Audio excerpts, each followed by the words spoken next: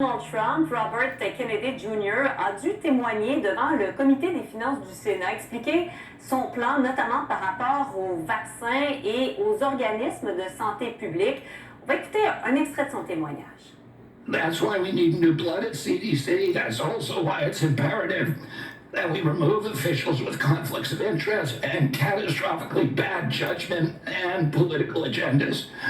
We need unbiased, politics-free, transparent, evidence-based science in the public interest. Those are the guiding principles behind the changes at the CDC, and that is what you can expect all across our agency for the next 3 years. Dr Carl Weiss est microbiologue. Vous le connaissez bien. Bonjour, Dr Weiss. Bonjour.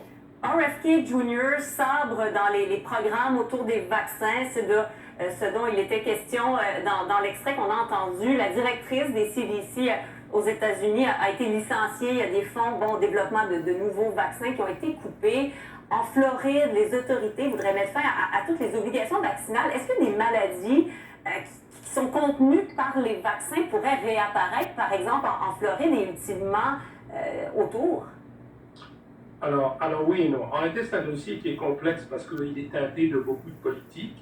Et il y a de politique d'ailleurs des deux côtés. Il y a aussi de la politique au niveau du CDC et des gens qui sont au CDC. Ce qu'il faut savoir d'abord, c'est que heureusement, l'immense majorité des Américains, peu importe leur couleur politique, comme l'immense majorité des Canadiens, font vacciner leurs enfants et se font vacciner quand ils deviennent plus vieux et qu'ils ont des facteurs de risque. Et heureusement, parce que la vaccination, c'est un outil extrêmement important de santé et de prévention de maladies infectieuses. C'est un peu ce qui nous a amenés ici parce que on a vu qu'on est littéralement sorti de la pandémie avec la vaccination, mais au-delà de ça, on a augmenté notre espérance de vie de façon considérable depuis les années 1900 grâce entre autres à la vaccination.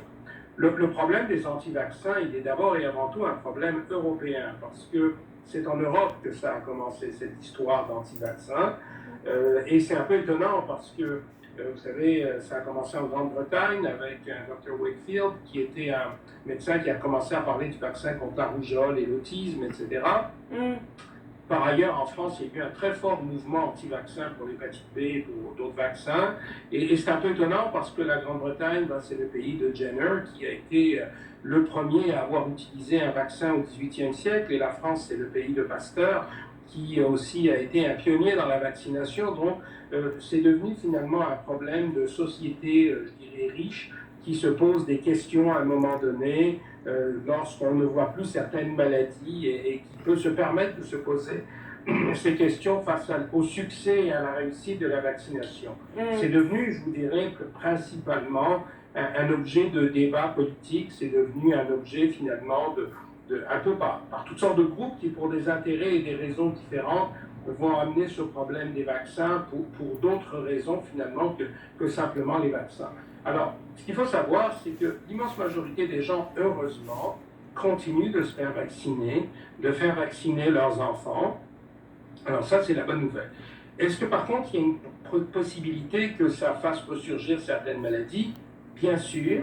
On l'a vu au Québec avec des cas importés de rougeole. Donc, ce pas des cas qui ont été acquis au Québec, c'est des cas qui ont été acquis à l'extérieur du Québec. Initialement, ils sont arrivés au Québec et on a eu des éclosions secondaires. La même chose en Alberta. Vous savez que la rougeole au Canada, actuellement, on a même plus de cas qu'aux États-Unis. Mais le bon côté des choses, c'est que la majorité de la population étant protégée, il y a eu une certaine limite à cette propagation de la rougeole. Donc ça, c'est l'exemple de choix personnels de non-vaccination qui vont avoir des problèmes importants. Et c'est un peu, je vous dirais, un choix de société entre un choix individuel très centré sur soi-même, philosophie, par rapport à un choix de protection collective où en se disant on vaccine pour soi, mais en se faisant vacciner, on protège la collectivité. Quand on parle d'obligation vaccinale, on cite les écoles en Floride. Ici, dans les écoles, c'est quoi la ligne directrice par rapport à la vaccination? C'est un peu la même chose. Vous savez, il faut que votre enfant soit vacciné. Maintenant, je n'ai pas les données, mais il faudrait demander aux gens de santé publique. Est-ce que tous les enfants qui arrivent à l'école sont vaccinés comme ils doivent l'être? Ça m'étonnerait beaucoup. Et s'ils ne le sont pas, est-ce qu'on les force à se faire vacciner? Et s'ils refusent, qu'est-ce qu'il arrive? Vous savez, là encore, je vous donne l'exemple du vaccin contre le HPV, vous savez, le vaccin qu'on donne pour la protection contre le virus qui est responsable du cancer du col, qui est un excellent vaccin. Et on sait que les taux d'acceptation selon les différentes régions du Québec sont très différents. Alors, il y a des régions où l'acceptation du vaccin par la population est très bon. Montréal, c'est beaucoup moins bon. Mais est-ce qu'on oblige les gens à recevoir le vaccin? Non, il n'y a pas la police des vaccins. Et jusqu'à un certain point, tant mieux. Là, on peut pas forcer, obliger de façon absolue les gens. Mais si on ne le fait pas, alors quelles sont les conséquences pour ces gens-là? C'est un débat de société et je pense que c'est un débat qui doit être ouvert à tout le monde et tout le monde doit y répondre. Mais moi, ce que je dis souvent aux gens, c'est que le vaccin demeure le meilleur outil et un outil extrêmement efficace et sécuritaire pour prévenir des maladies infectieuses et leurs conséquences. Et il n'y a pas de doute que les bénéfices de la vaccination sont considérables. L'exemple qu'on a vécu, on a quand même vécu il n'y a pas longtemps une pandémie, il ne faut pas l'oublier, on semble avoir oublié. Une fausse pandémie. Mais beaucoup de gens, la planète était confinée, on était enfermés chez soi dans les années 2020.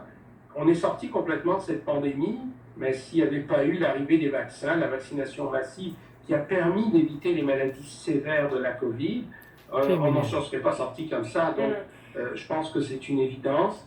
Et il faut peut-être le rappeler des fois à certaines personnes. Ouais. Il y a aussi, on est, je dirais, entre guillemets, malheureusement, un peu victime de notre succès. C'est-à-dire que les maladies que les vaccins prévenaient n'existent plus, ou quasiment. Donc les gens pensent que finalement, ça ne sert plus à grand-chose. Parce que les Québécois qui ont vu la polio, il n'y en a plus beaucoup. Les Québécois qui ont vu la rougeole, il n'y en a plus beaucoup. Donc ils se disent, ben là, pourquoi je veux me faire vacciner, etc. Vous parliez de la pandémie, Dr. Weiss, RFK Jr. est revenu justement sur la gestion de la COVID, plutôt en commission. On va écouter l'extrait. Senator, I mean, we were lied to about everything. We were lied to about natural immunity. We were lied to about, we were told again and again the vaccines would prevent transmission, they prevent infection. It wasn't true. They knew it from the start it wasn't true because that's what the animal studies and the clinical trials showed. We were told that there was science behind cloth masks. The CDC allowed the teachers union to write the order closing our schools, which hurt working people all over the country, and then pretend it was science-based. Dr. Weiss, qu'est-ce que vous auriez envie de répondre en terminant? Il nous reste 1 minute tout juste à cet homme qui, je le rappelle, est celui qui est responsable de la santé publique aux États-Unis. Écoutez, c'est pas à moi vraiment de commenter sur les déclarations politiques d'un ministre au Sénat aux États-Unis, mais il n'en demeure pas moins que la vaccination a définitivement été le meilleur outil pour contrer la pandémie, que les masques ont eu leurs effets. Est-ce que la science était parfaite? Et entre guillemets, il faut faire attention à la science. La médecine, c'est pas une science. La médecine, c'est un art qui utilise des sciences avec une certaine incertitude. Donc là encore, évidemment, entre le début de la pandémie et la fin de la pandémie, on a appris des choses. Donc oui, il y a des limites aux interventions qui ont été faites.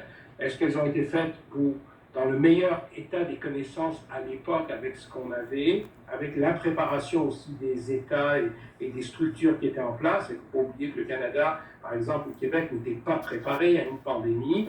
Donc tout ça, ce sont des sujets de débat. Et je pense qu'en réalité, je laisserai un jour aux historiens le soin d'enlever, je dirais, tout ce qui est débat très chaud encore au sujet de tout ce domaine-là et d'analyser ça un jour avec plus d'objectivité pour savoir exactement qu'est-ce qui a été bien fait et moins bien fait et les leçons qui vont être tirées. Mais moi, je réitère mon point que si on n'avait pas eu des masques et si on n'avait pas eu les vaccins, on ne serait pas sorti de la pandémie comme on est sorti aujourd'hui. Donc là encore, je pense que c'est une évidence. Est-ce que maintenant, il y a des choses qu'on a appris, bien sûr qu'on a appris des choses après la pandémie, et on a appris des choses qui, j'espère, resteront des leçons pour des menaces infectieuses dans le futur. Vous savez, on a tendance, par exemple, à oublier déjà tout cet aspect de pandémie